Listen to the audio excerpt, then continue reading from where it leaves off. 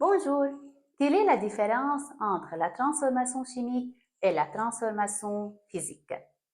La transformation physique est une transformation de la forme de la matière, de l'état de la matière, d'apparence de la matière. Dans ce cas-là, les espèces chimiques ne se disparaissent pas. Il n'y a pas formation de nouvelles matières, les molécules restent la même. Comme par exemple l'évaporation de l'eau. C'est la transformation de l'eau de l'état liquide à l'état gazeux. Un autre exemple, la fusion de la glace. C'est la transformation de la glace de l'état solide à l'état liquide. Un autre exemple, la congélation.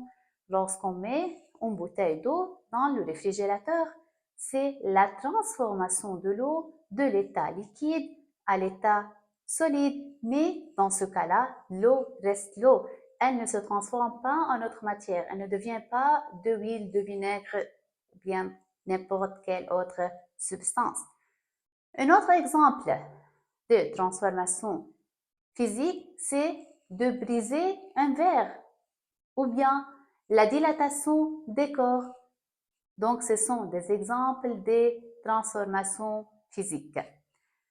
Tandis que la transformation chimique est une transformation de l'identité de la matière. Dans ce cas-là, les substances initiaux se disparaissent et il y a formation de nouvelles substances, il y a formation de nouveaux produits, comme par exemple la cuisson. Un autre exemple, c'est le caramel. Lorsqu'on fait le caramel à partir du sucre, il y a disparition de sucre et formation du caramel, un nouvel produit qui a des formes, de couleurs, d'odeurs. Tous ces cas-là, ce sont des indices encore d'une réaction chimique qui aura lieu. Un autre exemple d'une transformation chimique ou bien d'une réaction chimique, c'est la rouille de fer.